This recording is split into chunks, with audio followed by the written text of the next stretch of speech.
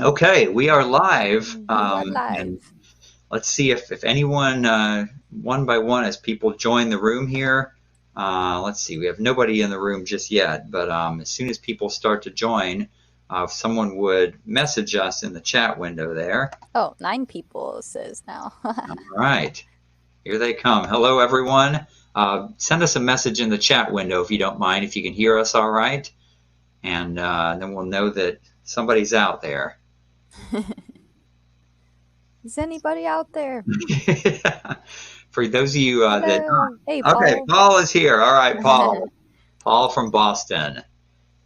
Boston. Yes. Oh, I just gave away his secret location. Yes. Okay, and you can hear us fine. Okay, so looks like 20 people are in now. So welcome everyone. We're going to get started in just a couple minutes here, and we'll give everyone a chance to. By my clock, it is 2 minutes till the official start time. So we're really glad to have you here, and message us in the chat window and tell us where you're from.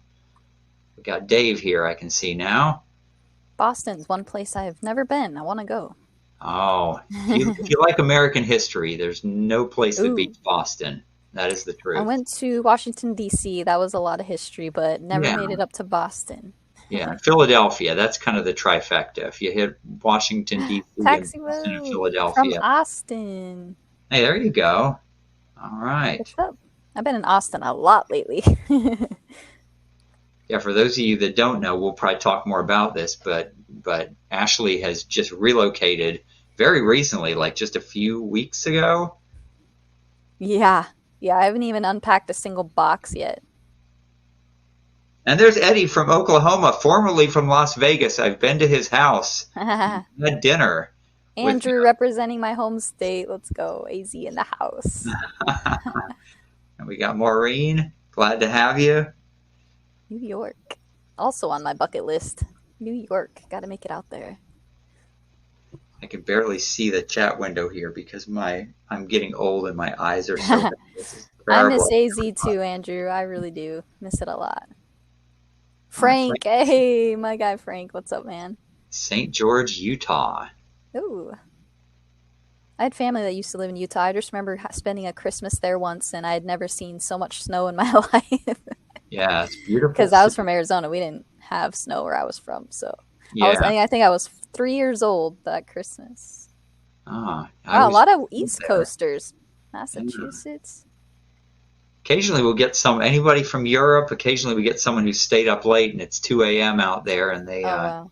they stayed up late for us. Let us know if you're from outside of the U.S. San Antonio, Cleveland. Thank you all for Nice. being here. Oh, I'm going to San Antonio this weekend. I'm excited. Gonna hit up Rounders out there. Hopefully it's good. I've heard it's amazing. Oh, Actually playing on the live stream on Sunday out there. 2-5 match stack. It's gonna be crazy. Grand Rapids. Hello, Matt. and I got to hit your former home casinos in Phoenix there when I was out Yeah, this summer, so that was kind of fun. And then we so close to almost met up in Vegas, and like I think I know. That was it was crazy. so funny. Like you were the Golden Nugget one time, and I was like, oh, I was just there 2 hours ago. I I just know. and then we were going to go meet at South Point, I think, and then you weren't feeling well because you caught the plague that everyone had out there. I mean, like Yep. everyone at the World Series was just dropping from what they were. People were coughing and sneezing, Oh, and it's disgusting. it was terrible. Like every like half a second you hear someone sneezing or coughing everywhere in the casino. It was not good. Yes, I was like, if this was not the World Series of Poker, I would not be here right now. Literally. But Jeff is making me jealous. He's in San Diego. Beautiful oh, out there. nice. Yes. What was I love what's the place called? There's a city, just forgot the name, but anyway, San Diego is beautiful. Yes. Yeah, I was just down there too, and was it Carlsbad? Oh, that's what the Right. name I was trying to think of. Oh, Carlsbad okay. is my favorite place in California for sure. My family, my sister used to have a timeshare out there, and it was like my favorite vacation. Yeah. Oh, it's beautiful down there. Yeah, I hit James said, about "Can't all see of or hear California. anything." Huh. Yeah, sorry, James. I don't know what it must be. I'm thinking it's an issue on your side there. Someone from Carlsbad there. Yeah, seems like everyone Ah, else can hear us right now, so I'm not sure what to suggest. Maybe try plugging in some headphones or see if that helps. So, so yeah, it's 8:02. Why don't we get started here? Some of you I know are joining us from advanced poker training. Some of you are joining us from Ashley's different Twitter and Instagram and all that kind of stuff. So I'll real quickly tell you, I am Steve Blay. I'm the founder of Advanced Poker Training and OmahaPokerTraining.com, and I am a poker coach, and I teach computers how to play poker for about 15 years ago. 15 years or so, I've been doing artificial intelligence and teaching computers how to play poker and to give advice. And so my site is a place where you can learn to play. You play against bots or virtual opponents, and then and they give you advice and tell you what you've been doing wrong. And Ashley, I think most people know who you are, but go ahead and just quickly introduce yourself to us. all right. Hey, what's up, Musa? My name is Ashley Frank. I go by PokerfaceAsh on my social media and my YouTube channel. 35 years old and just moved from Phoenix to Fort Worth, Texas. So it's been quite an adventure. But yeah, I'm a poker player and vlogger. So that's a little bit about it. But I'm sure I'll go into more detail in just a bit. And you've got some acreage out at your new place, right? You're out in the country somewhere. And Yeah, we're out in the country. We're like an hour away from pretty much any major city. But yeah, we have 27 acres out here, and it's beautiful. I didn't know how much I would love it out here, but I really do love it. yeah. Yeah. And Frank says he's been on APT for 3 or 4 years. Thank you for the positive feedback about my site, Frank. Oh, Um, cool.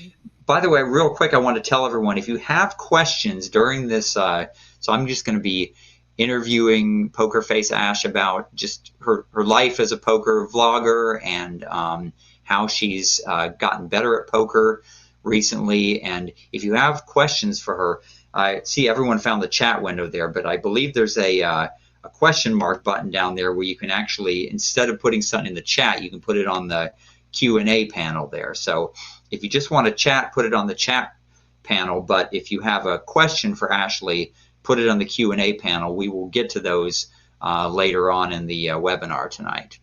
So, so what do you like? You said you were surprised how much you like it there in Texas. What do you like most about it so far? Well, I think it's the area I'm in because it's just so peaceful and green and foresty, and it's not what I expected moving here. So I went from being a total city girl to living on literally like a little ranch. So it's been quite the change, but I didn't realize how much I needed this change to kind of get a new perspective and see some new things that I haven't seen. And I just don't like the humidity here. That's the only thing that I can't get used to. Yeah, yeah. You because you were well, you weren't born in Arizona, right? Or I were was born and raised. I oh, literally never thought I'd leave Arizona. I love it there. Never thought I would ever move away. So it was a big change, a big jump for my whole family, but it was a good move. So we're all excited about it. and yet you told me a while back that is it your dad owned a piano store? Is that right? Growing up? Yeah, so I grew up around music. My dad, for over 45 years, owned a mom and pop like music and piano store where we sold guitars, pianos, school band instruments, and he was kind of a staple in Phoenix as like a family-owned music store, and he owned that for over 45 years. So I spent a lot of my time like working in his shop, and I kind of did all the things, managing website, sales, and so it's kind of just family-owned and operated. And worked for him until he retired. Honestly, sometimes part time, sometimes full time, depending on what else I had going on. Wow. And did you learn to play an instrument in this time? Oh yeah, so I played piano from the time I was like could play really, and he would always try to teach me how to read music, and I never quite like I started. I would read the music, and I would start like making my own songs from like the music, and so that kind of like basically, long story short, I can't really read music. I play by ear, but I toured. I was a touring musician and did that for a long time as a piano player. So that was kind of before poker. So I did a lot of musician touring gigging. So yeah. Really? Okay. So like, what Yeah. kind of music were you when you were in a band? So What kind I of? was in like an alternative rock band. I was in like an R&B soul band, and one of my favorite bands was I was in a gypsy jazz band. So we had three of us, and our lead singer, he sang, played harmonica, played a drum with his foot, and played a gypsy jazz guitar. I played the piano and a kick drum, and then our other guy did like saxophone and flute. It was a very eclectic band, but it was really fun. Are there videos of this surviving There, somewhere? there might be. I hope they never surface. That would be hilarious and If embarrassing. I find them, I will let everybody know. But Um, yeah, I did a little bit of everything, but music definitely is a huge part of my life and always has been, thanks to my dad and him having his shop growing up. So that was pretty cool. that's great. Yeah, Yeah. I've been so fortunate. Both my kids play piano, and I've got a son that plays trombone, and my daughter plays flute. And I've just I'm not that much of a musician. I'm competent on guitar, but I'm not a real musician. But there's always music in my house. I hear the sounds of Beethoven all day long coming from the other side of the house, and Oh, that's cool. That's awesome. yeah. There's so many benefits to music, and yeah, so part of that creativity, I think, kind of trickles then into poker as well.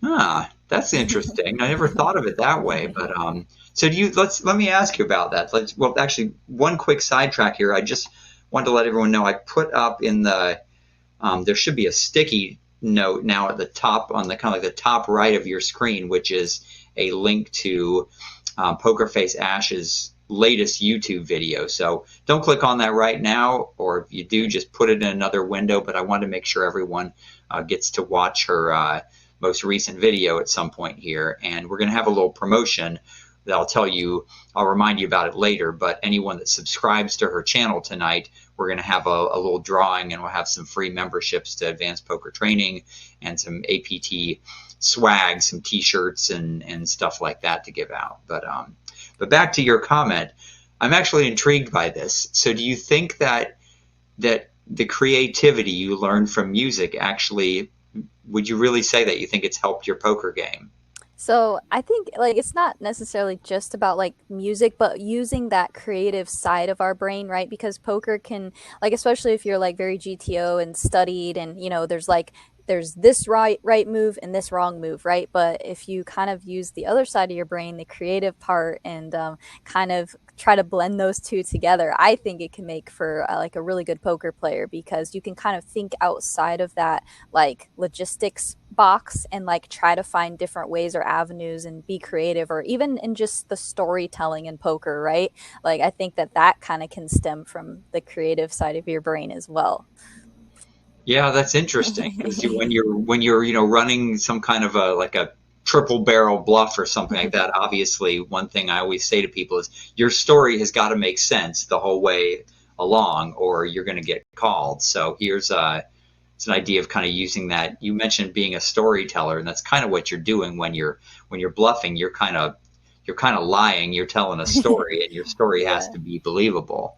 So Yeah, I just think like creativity can spark different ideas in like a poker session that you're having that you might not have otherwise thought of. Like if you're just like sitting there playing ABC, like maybe your brain can spark some sort of creativity to like pick a spot that might not have been like GTO, but maybe in the moment with the dynamics and the table and all the stuff that's happening, maybe there's something you can exploit that you can kind of use your that little light bulb going off, that creative side of you. So that's why I kind of say like I think creativity can be kind of cool in poker sometimes. yeah, I really like that. That's a great point. And you definitely see the players at the highest level doing that. You'll see players, bluff with some hand that on the river where you're like, well, he should be bluffing by GTO. He should be bluffing with the absolute worst hands in his range. And clearly, this is kind of like a medium strength hand that shouldn't be in his bluffing range. It should be in his check calling or check folding range or something.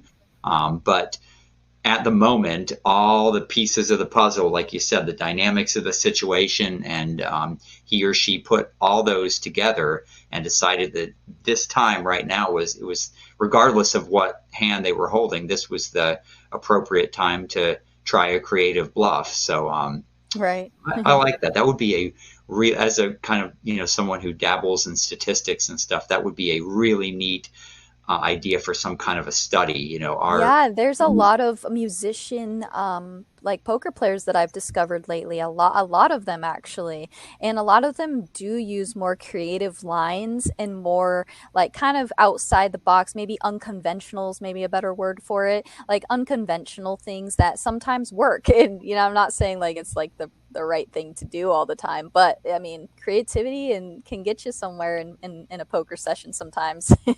Yeah, that's really a neat a neat comparison because yeah, I mean some things you're not surprised by. Lots of professional poker players started say in a backgammon background or chess players or something like that. That's not really that surprising, especially the backgammon. Backgammon is a gambling game.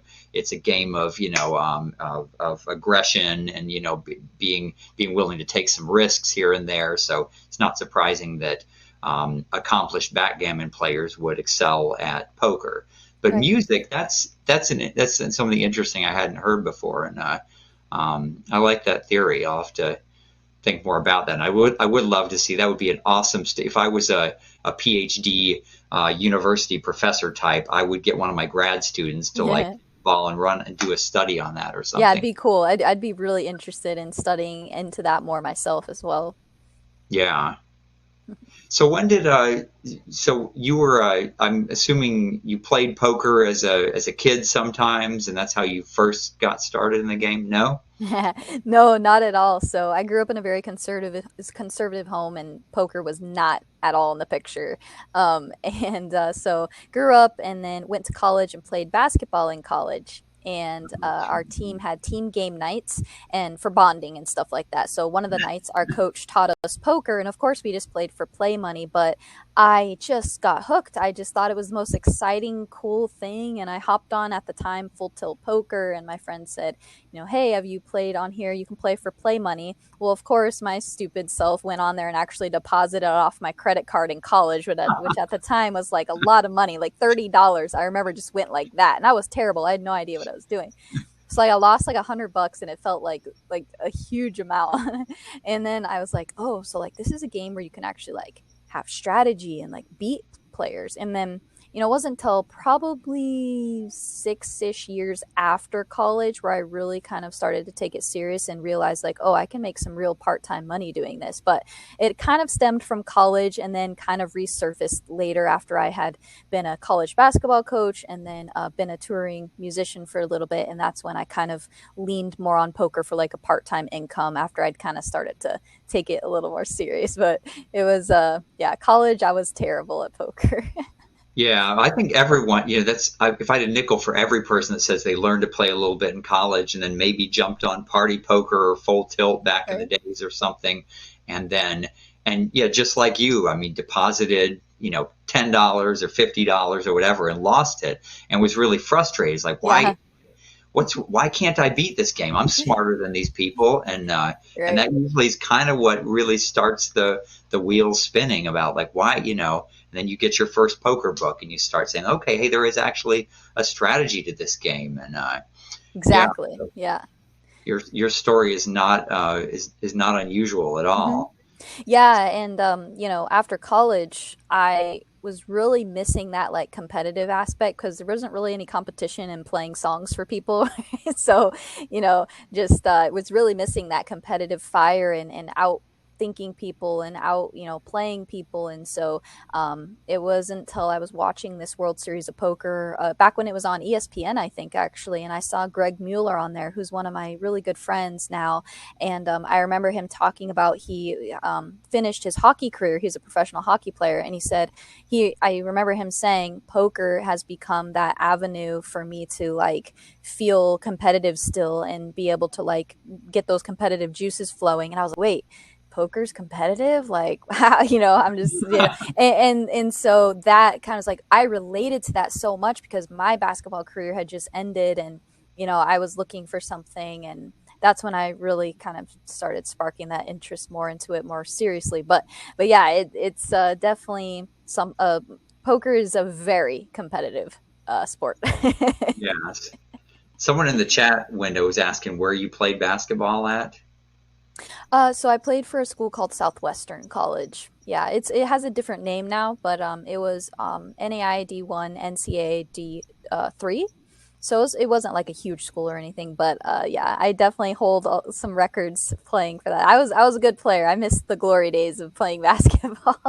That's awesome. Yeah. Yeah, I was What? actually an All-American, which was like my greatest accomplishment at the time because you put your life into a sport. I put my life into basketball, and I was an All-American, so at least I can take that, and say, hey, I was an All-American. That's amazing. That's awesome. So what position did you play? Point guard. I am 5'3" on a good day, and that's honestly probably the biggest reason I didn't play bigger. I could have, but I chose to play for a little bit of a smaller school where I knew I'd get playing time. So I just loved the game. I didn't want to sit on the bench for 4 years, so it worked out perfectly for fit for me. But yeah, I played point guard. Yeah. If you said anything but point guard, I Yeah. would be suspicious about Although this. I had some post moves. I did have some post Yeah. moves. All right. Yeah. Yeah. I'm a good basketball player. I'm It real is. bony. I use my Yeah. elbows when I play, just kind of. They Yeah. wouldn't let me take the ball in the post for some reason, though. My coach wouldn't let me. But Yeah. You didn't have faith in you. Yeah, well, that's great. So yeah, you've got a lot of interesting history with growing up in a piano shop and then yeah. playing, being an all-American basketball player. And what any other secrets we should know about you? I'm quite the video game player. I'm into like I play like semi-competitively video games, so that's something that I'm also trying to like stream. I'm actually going to do a video game stream later tonight if anyone wants to watch. It's called PokerfaceAsh on Twitch. But yeah, I play some games which I've been obsessed since I was little. I'll never forget. I was 5 years old. My parents bought me a Super Nintendo, and my parents set it up, and my parents were a little bit older, so they didn't understand like video games. But this is back in 1992, and sounds so long ago, but they're trying to they're reading the instruction. They're trying to figure out how do you get Mario to fly, and they look over, and I like already had Mario like flying around everywhere. And, yeah, I've always loved video games, so that's another thing about me that maybe people don't know. But I'm starting to be more public about it because I'm trying to do like a Twitch stream every at least once a week. I want to stream gaming, so that's another passion of mine. Oh, that's great. Okay, so I didn't even know. So you have you've got like a Twitch. We don't call it a channel on there. What do you call it on Twitch? It actually is called a What is it? channel, I think. Yeah, it actually is. Yeah, Twitch channel. Yeah. Yeah, I'm starting to do that a little bit, making some content. Shout out to Steven in the chat. He's been helping me make content. So, Oh, oh, great. baby face Ash, Trevor, that's hilarious. So that's good. So you've got that going. I know you also have you have another YouTube channel, I think, also, which is more like a poker lifestyle kind Yeah. of food and cool things to do in Vegas and that kind of thing. And what channel is that? Yeah, so I started that because I realized like people who watch poker vlogs on YouTube, they really just want to see hand histories. And so I was fighting between like wanting to be creative and show my lifestyle outside of poker versus keeping the people who are there to like see hand histories happy, which is the bulk of like I feel like poker vlog watchers. So I'm like, well, you know what? Why don't I just create a second channel and just funnel those people who really do care to see about like my lifestyle and where I'm eating in Vegas, where I'm drinking, and and just stick that on another channel. So it's pretty much what I did. You're exactly right. It's like a poker lifestyle vlog. But I also want it to be everything outside of poker too. So it's going to be more of just me. And if people care to watch more about what I'm doing in my life, then it's actually been so stressful because I've been trying to get out a couple vlogs on that channel, and it's been so long since I put one out, and I'm just trying so hard to like get all this content out. But that'll be coming soon as well. It's called Ashley Frank Vlogs on YouTube, and yeah, just gonna showcase anything I feel like, pretty much just anything I'm doing. That's great. It seems kind Yeah. of logical to separate the two, like you said, just because some people are really interested in like what you're doing, and when you go to different tournament series, what you eat while you're there, and what Yeah. night spots you hit or whatever. And some people just strictly want to see see the hand histories because they're exciting, or they're trying to really improve their thought process, and they want to Right. listen to you talking about the different hands. So it seems kind of Right. natural to split them up there. Yeah. It was a hard Yeah. decision, but I think it was for the best. Yeah. There's one other question here I was looking at. It says, from Steven, was there a story you were going through in your head when you made that sick hero call in your recent vlog? Not sure. Yeah, and I think I did use a little bit of intuition on that hand versus like, yeah. I mean, I can walk through the hand if that's okay. Yeah, I don't. I watched your recent vlog, but I don't remember this particular hand. Oh yeah, so this hand will be coming out on actually in 2 weeks. I'm kind of backed up on vlogs, so this vlog will be out in 2 weeks. But I played on the TCH Austin live stream with some friends, and one of them was Poker Guru, and he's a extremely solid, very balanced poker player, probably by far the best player that was sitting at that table. And let's see. I think so. I was in like the third blind, or no, I was in the big blind. He was in the small blind, and he raised to, I believe, um, I think he raised to 60. Cause oh yeah, there's a $20 straddle on, and I'm in the big blind. He raised to 60, and I looked down at pocket sixes. And normally this is just a flat, but it can be a three bet at a small frequency. And I knew that he wouldn't think I would be three betting a hand like that, so I decided to put in the three bet, and I raised to, I believe, $210.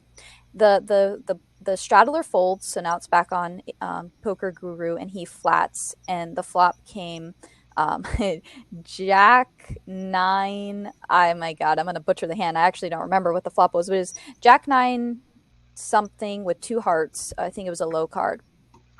He checked it over to me. I continuation bet. He called. Turn was another jack, so now the top card paired, and he led into me for $350.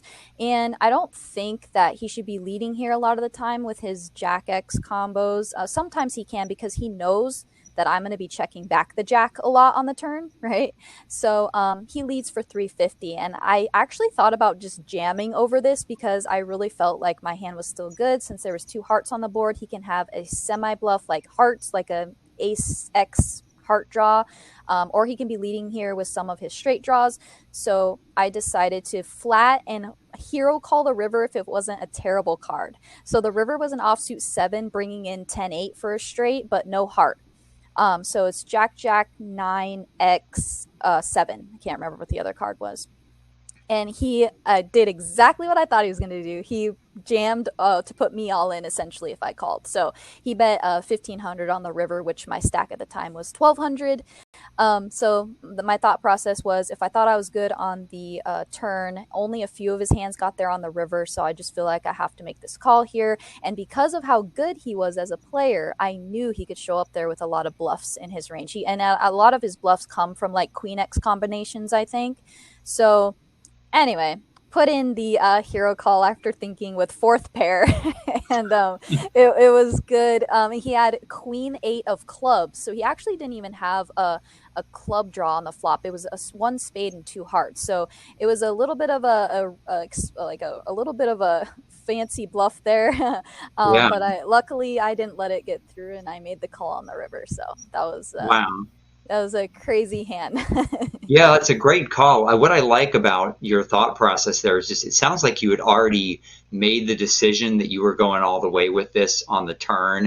And Yeah. I like the fact that you were thinking ahead to Yeah. the river before putting in that 600 or however much it was on the turn Yeah, there. and I don't think, like, I've improved a lot lately, and I know we'll talk about this too, just moving up in stakes, but I wouldn't I just started kind of thinking more through hands, like, okay, well, what am I going to do on the river if I'm going to flat here, right? So just like you said, just kind of thinking that through, and pretty much being willing to call on the river was, even though I thought about it for quite a while, I just felt like I had to call there. So Yeah. Yeah, it seems like that is kind of a situation where you either need to ditch that on the turn or yeah, go all the way with it. But, yeah, you know, I also like that it sounds like, you know, what you knew about this guy, you knew he was very capable of bluffing here. And that's really important, too, because there's a lot of players out there that this is a very strange line. So he check calls flop, then he like donk leads into you on the turn and yeah, then shoves on the river. That's, you know, unless I really, there's not a lot of players I know that are capable of that kind of a line and have it just be a complete bluff there with like queen eight of clubs. So Right. it was critical that you knew that he was actually capable of doing this, or I would say that's a terrible call. Like, don't. Exactly, and I agree. I think that was the major factor. Was I know, and I knew he's going to shove the river when he leads the turn there, and I just yeah, it just he was super capable, and it just didn't make a lot of sense. Like he's not doing that with anything worse than a jack or a straight. So, and is he going to lead those on the turn? So I wasn't sure, but I just went with I kind of went with my gut a little bit too. Like it felt like him sitting right next to me. I kind of just had that intuition too of like this guy's full of crap right now. Like poker thought process aside, it was one of those moments where I'm like, I just don't believe you right now. Yeah. And obviously he had so it's funny, this kind of goes back to what we were talking about earlier, where he must have had some reason that he tried to make this bluff at that time right then, because obviously that's not really the ideal hand there. I mean, you'd like to No, on the turn there, when you do have the flush draw, that's insurance. So when your bluff gets exactly. called, sometimes you suck out on the river there, and then you look like a genius. So obviously Exactly. that's not really the ideal hand to be pre-planning to do this donk lead and then all in river bluff. Right. But for whatever reason, obviously it sounds like he's a really accomplished poker player, and Yeah. he decided this was the right time.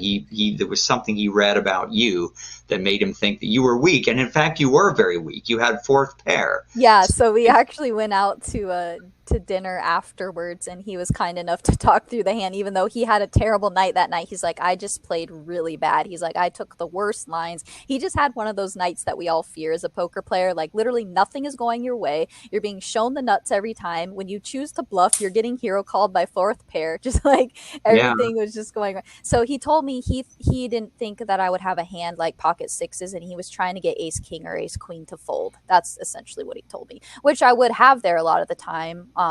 When I'm three betting out of the small blind for a bigger sizing out of position, yeah, I'm going to have a lot of high cards in that range. yeah.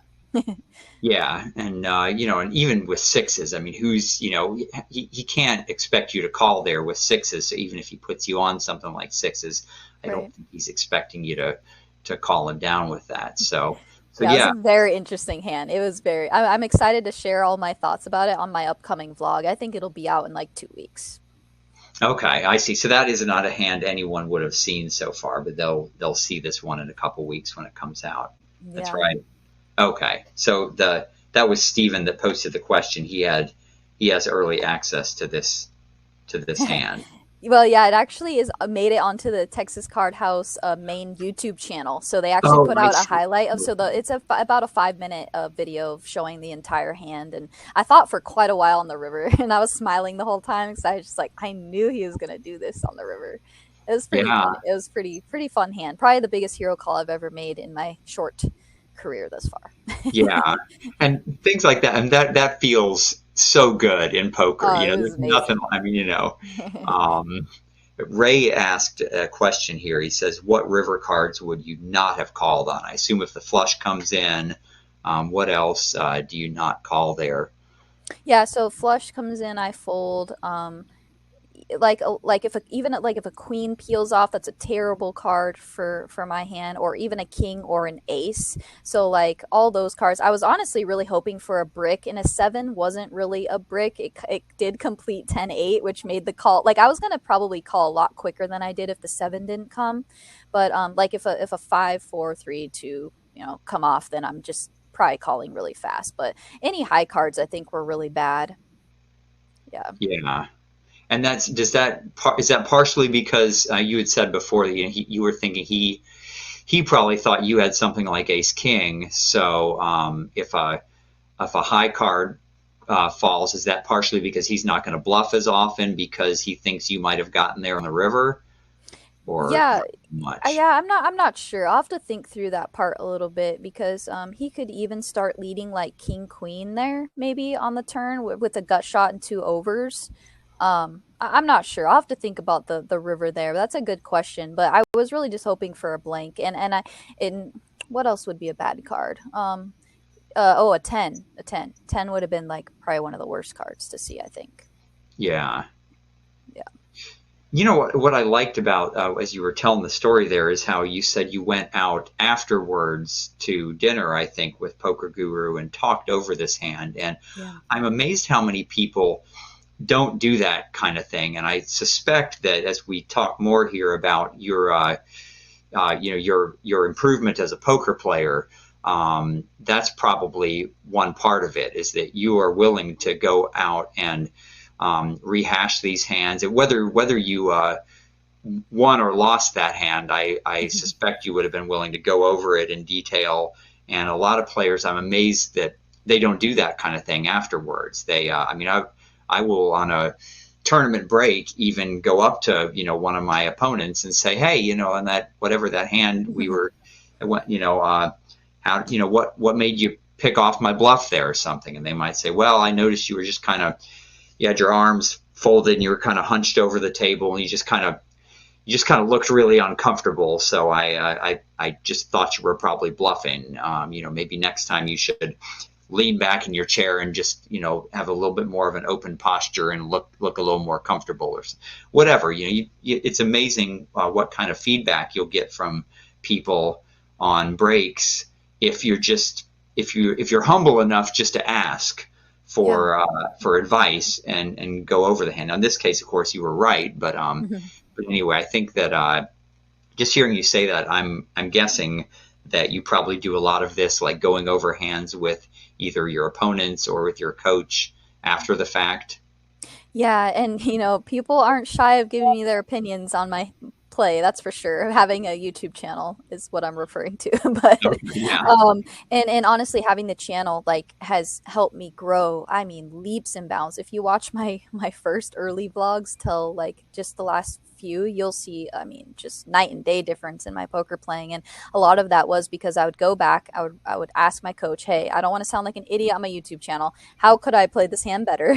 He'll come back with some feedback, and then I would kind of learn that way, like, say, talking hand for hand, like, yeah, if I would have made the wrong call there, I would have felt pretty stupid on the river there, but it wouldn't shy me away from wanting to still talk about it, because I used to, like, if I busted a tournament and I knew I played a hand so bad, I would literally just try to forget it like it never happened. But that's just so bad, because you cannot learn or improve unless you take those really hard moments and dig into them. Like, for example, I made a really bad four bet in a game one time. It made no sense. It was a terrible four bet. It was the reasoning was terrible, and I did not want to go back and watch it, because I literally lit like $400 on fire four betting with this crap hand that I shouldn't have done that with.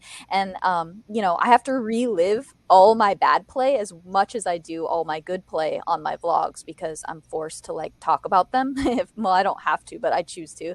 And that has helped me so much, like, grow as a player. Just going through and rehashing hands that you might not want to.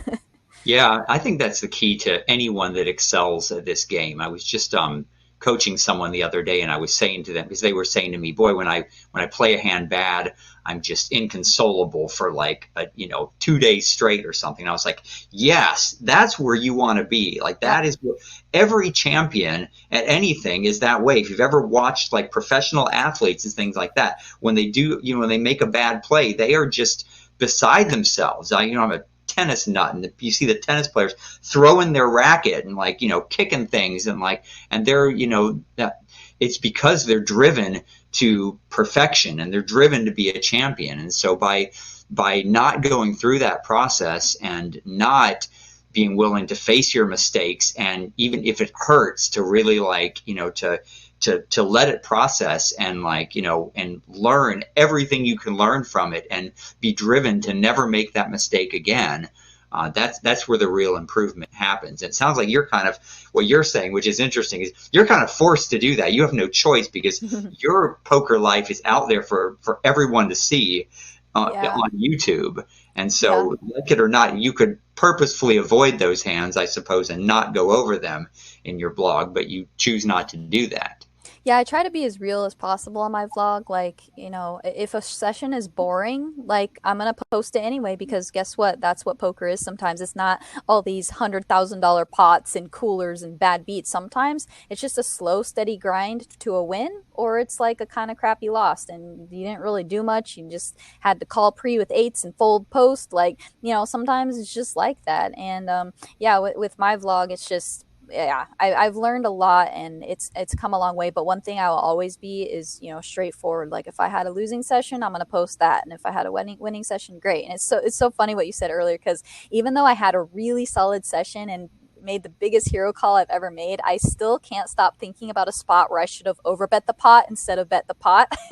And I just kept, like you said, I was just like, I went home and I just kept thinking about that spot. Like, oh, I should have bet bigger on the river. Like I have to polarize here. And so if you can get to that point where you're just like you said inconsolable because of like these plays where like I remember watching one of your Poker Without Fear episodes, and you were like, you should be inconsolable, like it should upset you when you miss value. And I remember you just were really hammering that point on Poker Without Fear about just be mad when you miss out on thin value, like make it like you got to feel it, like you got to want that. And that's what makes people, I think, a better poker player is wanting to like not miss any spots, like not miss any value or making the right folds. And so yeah, after Yeah. that session I just kept thinking about that one overbet spot I should have done.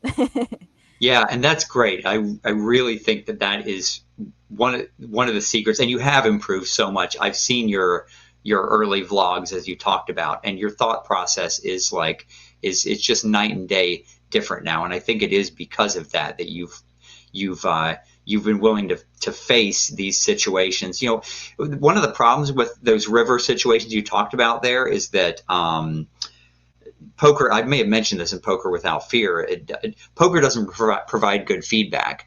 Let's say you bet the pot there on this river you're talking about, and you get called and you end up winning the pot, and you're scooping a big pot, and it feels really good.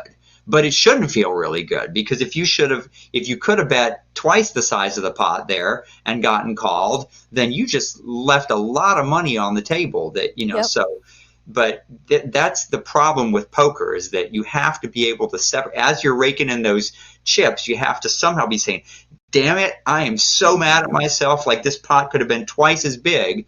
Yep.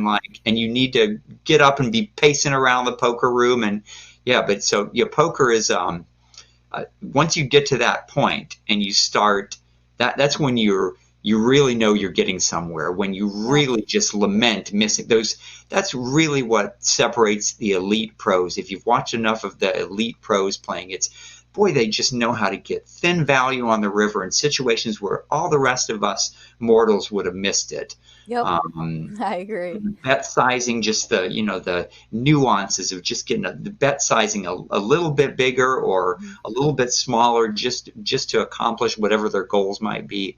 So yeah, I really think that's a lot of the reason for why you've improved so much so quickly. And you really have. Your analysis of the hands you play now on your stream is Mhm. fantastic. Thank um, you. Yeah, I also realized like, well, when I first started my vlog, kind of a quick story of why I even started it in the first place. I started like Instagramming, like just taking little stories of when I'd go play, and people just started following me. And then one day, Jamin Burton, who has the Drawing Dead vlog, he has an amazing vlog. yeah, great vlog. He shouted me out on his Instagram, and that day I got like 500 new followers to my Instagram, which was like so many. I think it doubled my following because I think I only had like 500. So I really appreciated it. It was really cool. And then everyone's like, starting to follow me, and I'm starting to document and showing stories on my Instagram. And then I had met Andrew Nemi at this time, and we became good friends. And he's like, "Why are you not doing a vlog?" I said, "I don't feel adequate enough to do a vlog. I barely know what I'm doing at the table. I don't know how to talk about this. Like, I mean, I could fake it, but like, I really didn't. I felt like I was just not a good poker player at all. I thought I was like, I was playing full time, but I did not think I was good. I was just playing low stakes and, getting by just knowing what I knew, right? So finally I started, and I'm so glad I did. I'm so glad I listened to them. They're like, poker needs, poker vlog world needs a female. We need you in there. And so I was glad I started it. And yeah, just kind of took off from there. But I forget where I was going with that, but I started it because of that. And so I started documenting my journey, and I realized, like, okay, yeah, my vlogs, they're okay, but like it's missing this teaching kind of aspect, and I didn't feel like I didn't know how, because I didn't have the answers. So I got a one-on-one coach. I started, studying more and watching YouTube videos, and just, even though I'd studied before, I was like, I need to take my game to the next level. Like, it's time to like really be able to give the viewers like really good quality content. And so that's why I know you said you've seen a difference in my vlogs lately. It's because I'm really trying to get more to teaching. And now I feel like I really have something to offer as far as teaching, not advanced players, but like beginner to intermediate-ish players. I do feel like I can add value. So I feel like that's why my vlogs have done a little bit better recently, is because I'm finally like not the person you saw in vlog number one. I'm somewhat like, my poker play is like so much better now, and I still have a million things to learn, and I still think I'm terrible at poker, and I will probably always think I'm terrible at poker because it's such an amazing complex game, and there's always something you can be learning and getting better at. And so yeah, I'm so proud of my recent vlogs. Like, if you guys are watching, like, go back and watch like my last 3 or 4 vlogs, and I really feel like I've done a lot better job like teaching and just bringing more value. And I feel like I've only been able to do that because I've been getting better at poker myself.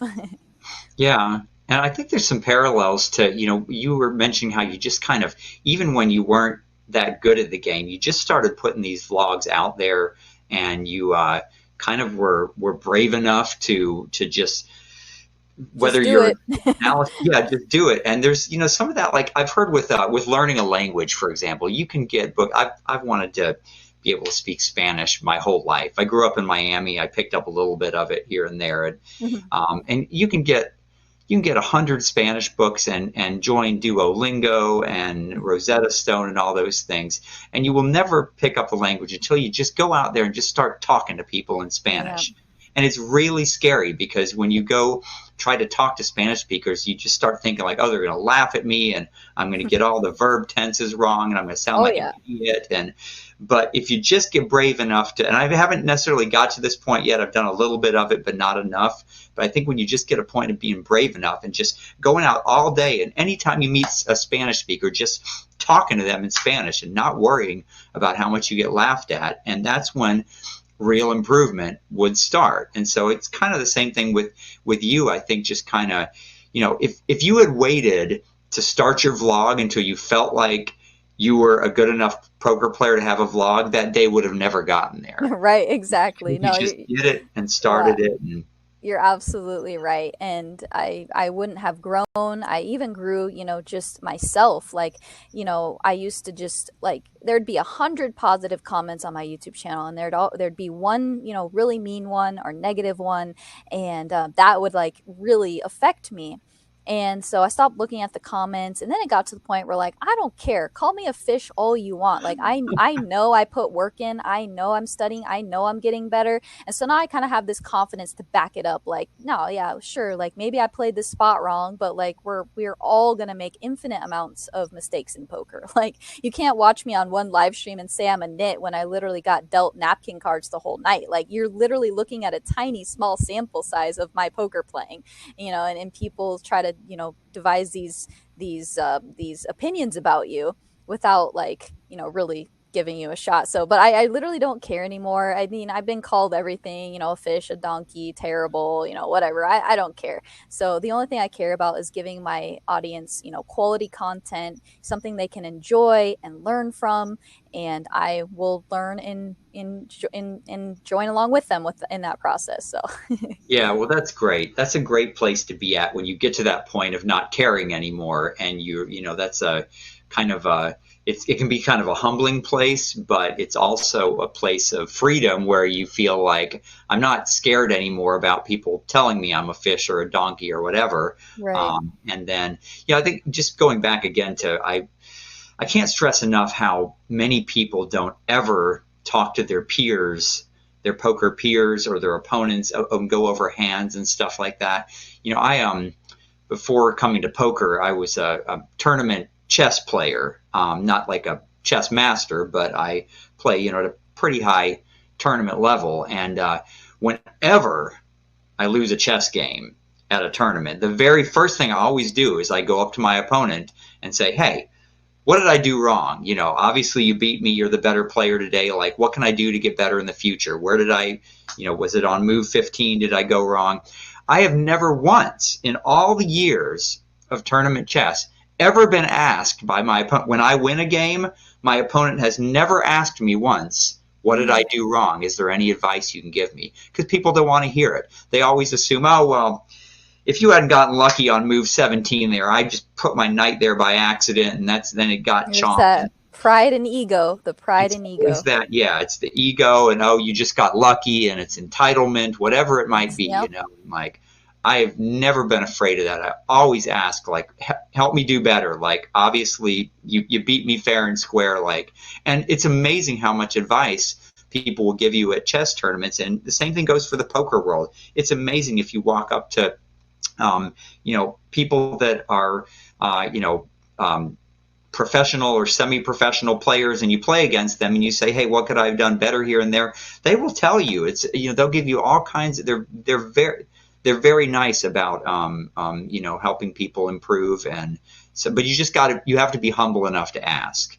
And that's a big jump for a lot of people. So I can't stress that enough to anyone listening here. If you're going and playing poker and you're never asking any of your opponents, like, hey, what could I have done better here? You're missing out on the best chance for improvement right there. Oh yeah, that's actually a really great point. And I've talked with some opponents after, just like trying to get them to give me some information. And it's really hard because sometimes my ego and my pride does play a part. And I'm like, I don't want to talk to them. Like they're terrible and they just got lucky, or whatever. But it's such a good point to like be able to put your ego and your pride aside with that. Like that's huge, because as humans, we want to just hold on to that ego and pride. But honestly, the true growth comes when we can strip that ego, strip the pride, and like you said, go up to your opponent who just beat you and be like, hey, what did I do wrong there? Yeah. which is pretty cool. That's pretty cool. I'll have to start doing that a little bit. But you reminded me too of a point where I remember I was, like probably 5 years ago, just Googling, hey, how to get better at poker. And I stumbled upon this like Reddit, or I think it was like maybe a poker forum. And I think it was Jason Kuhn who's, because he went from being like, he's really good, right? And so he said, or even Fedor Holtz too said this, the biggest thing that made me a huge poker, like leaps and bounds, like improvement, was getting in a group and talking with my poker peers about hands. And I think that that's so huge. I started a Discord channel for my own, like a PokerfaceAsh Discord, and we have a hand history section, and people can just write in their hands, and we talk about them. And honestly, I think that that's like a huge part. Like if you have other poker players who are also trying to get better and improve their game, it's just leaps and bounds going to just, because they're going to have thoughts on a hand that you would have never had, right? Because they're different from you. So you now be able to get like this other feedback in that you never would have got if you wouldn't have asked like other poker players about. So it is a really huge thing to try and improve, is to just talk about hands with people. Yeah, and of course that's Fedor Holtz saying that, who's one of the greatest players in the world, and he's saying that he has a poker network of people that he associates with. So yeah, couldn't agree more. And even if you just have even just one buddy is better than zero. If you have just one person that you're comfortable around, just going over hands, if they're also studying the game and they're about at your level, you don't want to go up there.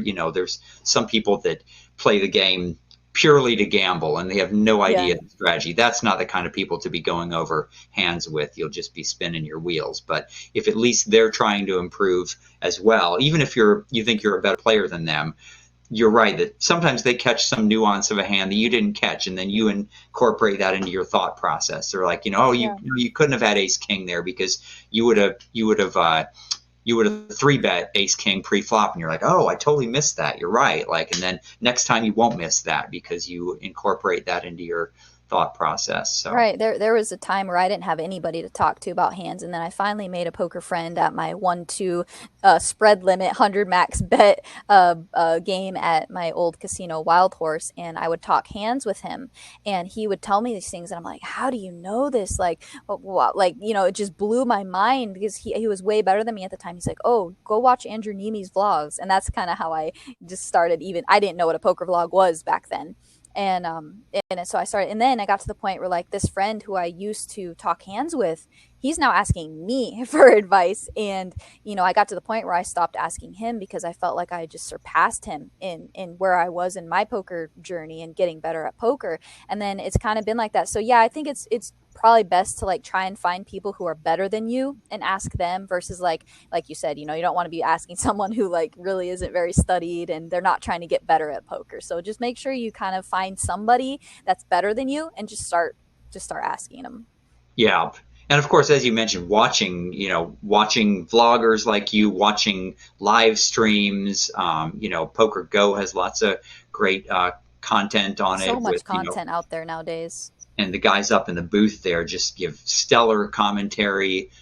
So that's great. But even more important, as we keep saying, is review your own hands. It's one thing to watch Poker Go and watch other hands, but you're not actually involved in those hands, and so they don't really trigger this emotional response that is triggered when you're reviewing your own hands. And Right, that's that's when the true. brain, the subconscious brain, can really start to work, is when it's emotionally involved in something. So that's why it's even more important to go over your own hands.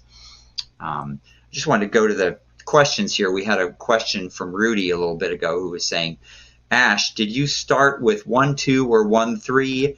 The buy-in at my poker room is 500 max. I'm trying to stay patient at 1-2 while I build my bankroll. When did you decide to move up to 1-3 or 2-3 or whatever?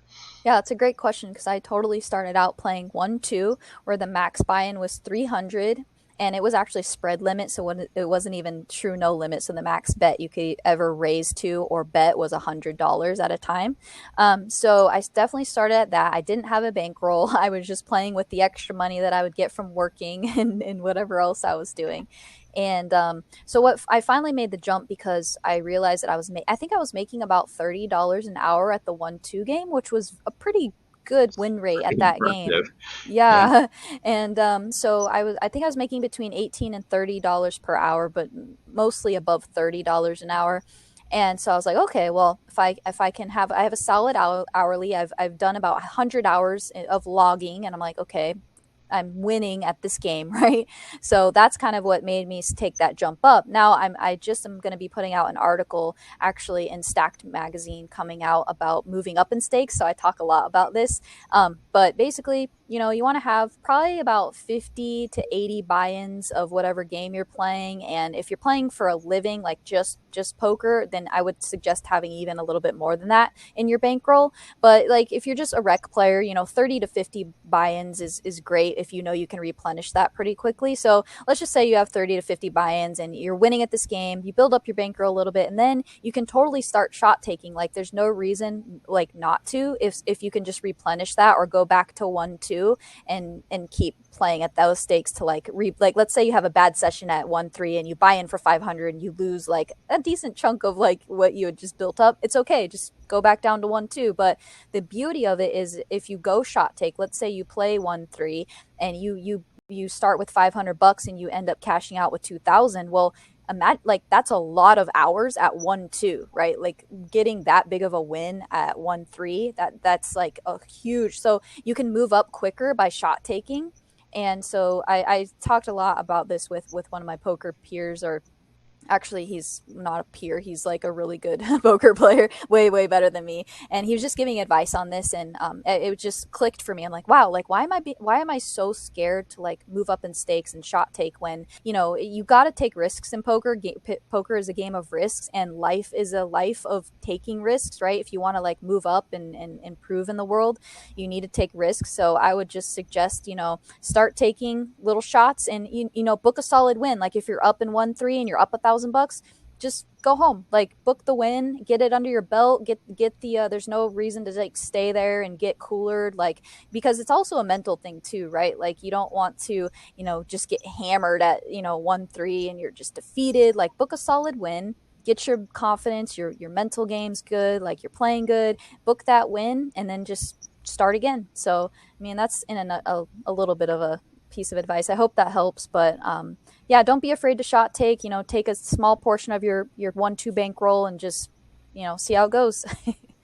Yeah, no, I like that. I especially like your advice about booking a win every now and then. There's some people that will say, well, when you're winning, you should never quit. If it's a good game, you should never quit. But I think sometimes, especially when, say, you've had a few bad sessions in a row and you've had 3 or 4 losing sessions in a row, and then you come back and you're playing a session, and even if you're only up $100 or $200 or something like Oh, it's that, huge. Just book it's the such a win. big deal. Just be like, get out, yeah, go home, book a win. Hey, you've gotten out of this losing streak, and it's so important for your, mental health as a poker player to book Yeah, those. and like we're human. So like, people who say that, it's like, well, we're still human and we have these emotions. Like I've done it many times where I've had a losing session or a couple losing sessions and I'm like, look, I'm up $500. I'm out of here. I'm going to book this win. I'm going to feel good about it. I'm going to come back tomorrow rested and ready. And that's just, that's what I think. It was like a personal decision because I need that sometimes. It's just me. Like that's how I am. That's how I work. Not that we want to always attach poker with our emotions, but we're human. Like sometimes I get frustrated, so it's just part of Yeah. it. Yeah, it's good poker to do that also because when you're up a little bit after you've had 4 losing sessions in a row and then you're up a little bit, that's right when those tentative instincts can start creeping in. You're like, boy, I'm only up by $300. What if I lose this and get another? What if and I have 5 losses in a row now, and then you start to play timidly, and that's nowhere you want to be when you're Yeah. playing poker. So I've actually been in that spot many times because I was very conservative with my bankroll to the point where my coaches were like, dude, like get your butt up to the new stakes. Like, what are you doing? And I'm like, I was scared to lose. I truly was. Like, this was my bankroll. I worked so hard to build it up. And I finally just had to like take the risk. And I've been playing like, I went from playing 1-3 to playing like really big games in Texas. And, but yeah, I was so scared. And like the moment I started thinking I'm up $800, like, I don't want to lose this, I have to leave because I'm going to start playing differently. I'm not going to play my hands the way I should. I might not 4-bet kings pre, like, because I'm just scared an ace is going to come. Like, if you start thinking like that in your session, you just need to get up and go. And yeah, that's okay. hit Like, the that's door. okay. But then figure out why you're having that fear as well. Like, figure out, like, okay, is this because I'm playing outside of my bankroll? Like, maybe this game is too big for me right now and I should be scared to lose this money, or, just also, like, don't just bypass it. Figure out why you're scared. Or for me, I was scared of losing the money that I'd worked so hard to make. Yeah, well, yeah, you've really started to play, much higher stake. You play these deep stacked games now, and I was wondering if you had a vlog, maybe it was a few weeks ago Yeah. or a month ago, where you were playing. You had a re straddle. It was 20, 40, 80, 163, 20. And I thought at that moment where you're thinking like, what the hell has my life become to that I was playing 1-2 like a year ago, and now I'm playing a re straddle $320 blind pot. Steve, that session and that vlog I put out was just like life changing in a lot of ways because it was my first time ever playing. I was literally in the game for $8,000, and prior to this, I had never been in for a game for I think more than maybe 2,000. um, and I was in for 8K, and I also was down the most amount of money I'd ever been down in that game. I just so many firsts happened in that session, and and I wasn't playing scared. Like I went in there saying I am not playing scared. I don't care if I lose 10K tonight. Like it's just I'm gonna play how I play. So literally last hand of the stream, last hand of the session, it's a 5, 10, 20, 40, 80, 160, 320 straddle. I think might have been 400, so it might have been 25, 50, 100, 200, 400. And so the action is all straddled, and then it's on me and I'm on the button and I'm first to act because there's so many straddles, and I have ace king offsuit, and I have I think 4,000 in front of me, and I'm like, I'm just supposed to like No, I had like 5,500 in front of me, I think. I'm like, I'm just supposed to shove right here. Right. Like Yeah. there's so much dead money. I have essentially like a little over 10 bigs. I have like 12 to 15 bigs. And Yeah. and I was so scared. I essentially raised an amount that like no matter what happened, I wasn't folding. That I didn't shove because I was like, why is this happening to me right now? Like, and I was down on the stream for the night, and so like I'm like, oh god, like, am I gonna book the biggest loss I've ever, Anyway, long story short, Queen Eight ends up calling me, or we ended up going all in, and I won the hand. I ended up booking a win. I cashed out with $9,300, which was like absurd for me because I had just started playing like higher, and after that I haven't looked back. I've played in a lot of like 5-5-10, 5-5-10, 25 games, and it's been so exciting and so cool, like amazing. Yeah, and once you've played in a game like that, then you're not as scared the next time you go back, and that's really important. It's like, whenever you see, I don't know, in the World Series of baseball, not poker or something, when a new team, it's their first time in the World Series versus a team that's been there, like the Yankees, that's been there like 20 times before. I mean, who has the edge there, just, and not because they might not have better personnel or anything like that. They just have been there before, and the nerves aren't going to be a factor as much for them, and that's exactly what happens here. Is the next time you go play in a big game, which you have since then, like just you're not, it's not the first time you've been there, so you're feeling more comfortable. Oh yeah, every session I play, I'm feeling more and more confident. I mean, I'm over here calling all in with fourth pair. I'm getting acquainted, with the Texas poker experience. It's crazy out here. I'm excited. I'm looking forward to rounders. A couple of my friends are playing on the stream with me this weekend, but it's going to be another big game, and I'm excited. It's such a good learning experience, and now I can go back and review these hands, and I'm playing against players who are like really good. Like a lot of these players are way more studied than me, and so it's just like you're kind of like you said, you're thrown in, just go start speaking Spanish, like just go do it. And Yeah. immerse yourself, just like moving up in stakes. Like for example, when I moved from 1-3 to 2-5, I had not played very many hours of it, but every time I went to go play, I was playing against better players than me, so that was even better to just get that experience and play against players who are really good. Yeah, and of course, as you said, be prepared for the fact every now and then you have these bad sessions that are going to happen. You move up in stakes of that hand you just talked about with all the straddles, Ace King, and you get called by Queen Eight there, and the flop has a queen on it, and there you go, and you had the worst session of your entire life, and that was a very possible outcome there. You were only maybe a 60-40 Yep, there, sixty maybe a forty. little.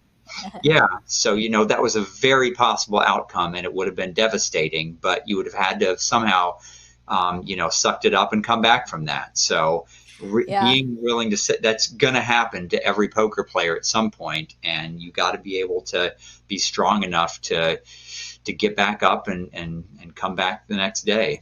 Yep, it's a huge mental, like it's poker so mental. It is so mental, and having a mental toughness is huge, and that's where I think my basketball playing and college basketball days and coaching college, like just developing this discipline, this mental toughness, because if you want to play poker, you have to be mentally tough, and you cannot take things personally. I had a guy at the table the other day playing in the main event at the lodge call me a weirdo because I kept three betting him, and he thought it was because he had beat me in a pot earlier, and I was like, I don't even remember that, but okay. So he had it out for me, and he just had it in his mind. He literally had it in his mind that every time he limped or raised, that I re-raised or raised him. And the fact of the matter was, I just had jacks and ace king, and I was playing my hands, and but he took it so personal. And if you start taking poker personal, you got to go back to the drawing board and take your ego out of it, or you're gonna have a miserable poker life. Like, you have to just take yourself, detach from that, and realize it's not personal. The poker gods don't hate you, even though you just got your aces cracked 5 times. Like, poker is a huge game of variance. Just because you're an 80% favorite does not mean you're guaranteed to win the hand. I've posted that many times, but it's like people get this sense of entitlement, like you said, and you think like, oh, well, I was supposed to win the hand. Well, no, actually, fact of the matter is, you weren't supposed to, but 80% of the time you should, right? Yeah. So just kind of like taking all those mental toughness things and understanding poker more fundamentally. And once you do, you can kind of detach. The more your analytical side of your brain can be like, okay, well, that shouldn't have happened 80% of the time, but it happened this time, and so we move on to the next hand. You say good game, and Yeah. you get out of your chair. I busted the main event, aces to ace king, all in pre-flop, flop king king. I said nice hand, good game, and I walked away. Like, it's just, if you can detach like that, you're only going to become a better poker player. Yeah. So that brings me to another question then. And so is that kind of your secret to, it seems like at least in the vlogs, you always have a smile on your face and you really seem to be enjoying yourself when playing this game. And you don't see a lot of that. You go to the poker room, you don't see a lot of people smiling, which is kind of strange because you think if we're playing this game for For fun, fun. right? I mean, we could all go get jobs at McDonald's or something if we didn't enjoy this game. But I think that's one thing that really has drawn a lot of people to you as a vlogger, is that you seem very genuinely to be enjoying yourself when you're playing poker. And maybe that's why, because you've been able to detach yourself from some of the verbal abuse you get or whatever it is from other players. So tell me about that. How you are you really that happy all the time when you're playing poker, and where does that come from? Not always, but I try really hard to keep a smile on, because some situations you just can't help but laugh. And what am I gonna do? Sit and sulk? I mean, honestly, sometimes I do, but it'll just be like privately, or like, I'm not gonna like display that at the table. But yeah, it's really genuine. I love poker. I love my life. I'm very blessed. I'm very fortunate, and I wake up every day so happy that I get to do this. So like all that does play a factor into being like, what do I have to complain about? Like, so what? I lost today. Like, so what? I just got sucked out on the river in this tournament. Like, there's always another day. Come back tomorrow and play again. Life's not over. Like, I think the biggest thing with that is perspective, right? Like, I've talked about this on a couple podcasts, but like, if we put all our eggs in one basket, like, let's say we put our entire life into poker. Like, I don't care about like my friend life or my family life, and I'm just playing poker. Like, you're gonna ride the highs so high, which is great, but the lows are just gonna kill you. Like, if you don't have balance, like outside of poker, shout out to my friends. I think they're in the chat, Trevor, Christian. Like, I have amazing friends. I have an amazing community of people around me that keep me level, that keep me grounded. Like, without that perspective, I wouldn't be able to smile when I lose at poker. So I think it's so important to have balance and in your life outside of the game of poker, or anything you do. This can be applicable to anything. Like, if you just put yourself into your work and you ignore your husband or wife or family, kids, and you don't go out and take time for yourself and enjoy life, like, you're just not going to be happy. So I think having perspective is the huge key into why I'm able to smile and enjoy myself. And also, the other side of that is what I said earlier about just understanding poker more fundamentally, because I can't get mad, because poker doesn't care if you're mad. Like, it's just numbers, it's math, it's statistics, right? So I Yeah. think all of that is why I'm able to keep a smile on my face, and I just love the game, and I understand that if I have this ambition to be a really good poker player, right? And I know that starts with me being able to handle bad beats. And so, people just put so much emphasis on that, and it's just like, look, it's just another facet of the game. It's just another part. Yeah, I think that's great poker advice and advice on life too, as you said, balancing everything in your life, and not taking anything as like the be all end all of existence, or you're really setting Right. yourself up for to not be happy at whatever it is you're doing. Let's just take a couple more questions here, and then I don't want to go on too long here. We had question about at what point did you seek a coach, from Roxanne? Oh, that's a good question. So I was kind of feeling like I was pulling from like YouTube videos and vlogs, and watching like a lot of different stuff, and I just felt like I was so scattered and all over the place. So like I needed some kind of structure to be like, start from the ground up, get like a solid foundation. And I just felt like kind of lost in my studying, I guess you could say. And so having a coach kind of really did, um, you know, propel me to the next level, in the sense of like now I'm getting like one-on-one attention. So it's not this like a, a cookie cutter thing where like, you learn this and this and this. It's like, okay, how does this apply to me? Like my situation, my hands I'm playing, things like that. So I think that's when I really started to get and once I got a coach, I did improve a lot. Yeah. Okay. Chad wanted to know how is poker in Texas? Do you feel like Vegas and Arizona games prepared you for Texas? Is there anything different about the player pool there in Texas? Yeah, Vegas and Arizona are nothing like Texas poker. It didn't really prepare me for this in a lot of ways because unfortunately, Arizona just became no limit. Before we were spread limit, so the games were capped in a way. So I wasn't really able to like play bigger. Like even like if you wanted, the most you could ever bet in Arizona was $500 at any game, even blackjack. So they just passed a law. Now it's no limit. But the games here are just a lot looser, just in nature and a lot more wild. Yeah, sure, you're gonna have a table of like some tighter players or pros or but for the most part, people just love to gamble here, and they're in there with all kinds of hands, and it's called Texas heads up, where like 8 people go to the flop. So it's the Texas heads up. I So love it. so yeah, the games are wild out here, but I've heard similar things about Florida poker, so I'm gonna have to go out there. Yeah, in fact, Florida is every area of Florida has totally its own flavor or personality. You can go to Jacksonville, to Best Bet in Jacksonville, which is the biggest poker room in the state, and you meet a certain type of player there.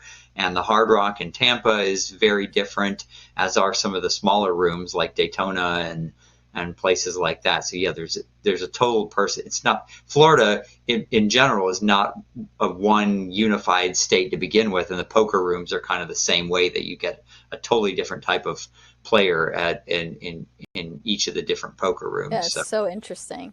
Yeah, and I'm sure you'll be out here at some point relatively soon. The Now that next tournament series I can make, I'm out there. I'm coming. Like the next one that's like somewhat it works with my schedule. I'll be out there. I'm excited. well, great. Yeah, you will Yeah, not I heard be disappointed. Tampa was doing one soon. Hard Rock, Tampa Hard Rock. But I Yeah, think it conflicted with something else I have going on. But yeah, next one that's available, I'm gonna come out there and check it out. yeah. I think October. There's not a huge series, but there's one. There might be a WPT event coming up in Hmm. Jacksonville, maybe October, November, maybe November or something. I have to check the calendar, but yeah, you'll like it here. It's a good place to be if you like to play poker. Oh, Uh, there's a few. There's a lot of questions in the Q&A section. I didn't see that. yeah, I've been through almost all of Oh, them. okay, okay, cool. Let's take one more, and then we better stop here. Like the Christian asked, your top 3 pro poker players that you draw inspiration from. Yikes, that's a tough one. Yeah. Ah.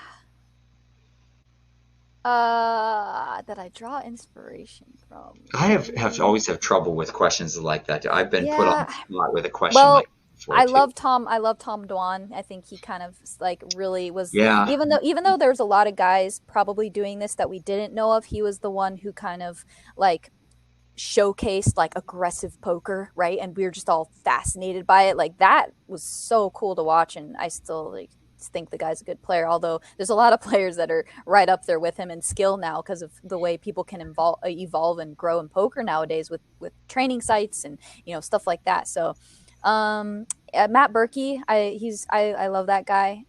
Really good yeah, guy and good poker player. I love the way he thinks about poker. And oh, I guess my other one is Andrew Lichtenberg. He goes by Lucky Chewy. I think he's like a brilliant human, and I love his approach. And he has some really interesting articles and really interesting like blog posts he's written about intuition and poker. And I was so shocked to hear a guy who's so studied and GTO driven talk about like intuition at the tables. And I was like, wait, so you actually really like go off of that, and you're like a high level thinking player? And it was such a fascinating article he did on his blog post site that he has. And anyway, I like Andrew Lucky Chewy as well. I think Lucky Chewy. he's a Yeah, fantastic poker player and just really cool guy and a brilliant mind, like so smart. Yeah, and that's great. You hear him talk about intuition because you're right. You don't get a lot of that if you listen to, like you mentioned, Matt Berkey. He has that what's it called, Poker Out Loud, where they wear Yeah. the and you often hear, yeah, you just hear strict mathematical analysis. Like I think he has 10 combos of this in his Right. range and six of this, and I've got and here's my stack to pot ratio, and therefore, okay, it's a call. Right. So Yeah, it's just really like I really loved listening to some of his stuff. He's kind of like new agey a little bit, like like in that kind of world. But some of it's like he's trying to quantify it, like he's trying to find some sort of like data he can acquire from like intuition and poker. So it's pretty cool. Yeah, well, that's great. I'll have to check out his stuff. Lucky Chewy. Yeah, Andrew Lichtenberg, I think is the last name. I don't know if I'm saying it right, but yeah, he goes by Lucky Chewy. He used to play on Poker After Dark back in the Tom Dwan days, and Oh, he actually was on Poker Out Loud too recently. So yeah, okay. yeah. So I guess I'll just name those, even though I have a bunch of Yeah, poker that's three. players that Yeah, I think are cool. But those are three. good three. Tough to argue with those three. So, okay. Well, why don't we end there? I'm going to go back to, I was telling everyone, I put a link up there. It should still be in the top right of your screen. There is a link to Ashley's most recent video, and it really helps out her channel a lot if you like and subscribe, especially when you go watch that video. And so, what I wanted to do tonight is, if everyone would go over there and subscribe, I want to have a little just have a little giveaway. We're going to take anyone that subscribes in the next, let's say, 1 week, because I know some people will be watching this on the replay afterwards. So we'll say the next week. And once you've subscribed, or if you already are a subscriber, this will just be on the honor system. Go to my website, advancedpokertraining.com. There's a contact form on there you can fill out, and just email me on there and just say, I subscribe to PokerfaceAsh, and just give me your username on Advanced Poker Training, and I'll take all of those, or just give me your email, and I'll take all of those that come in, and I'll use my fancy random number generator, and I'll pick three winners. And you can, if you're not a member of Advanced Poker Training already, I'll give you a free month of Advanced Poker Training.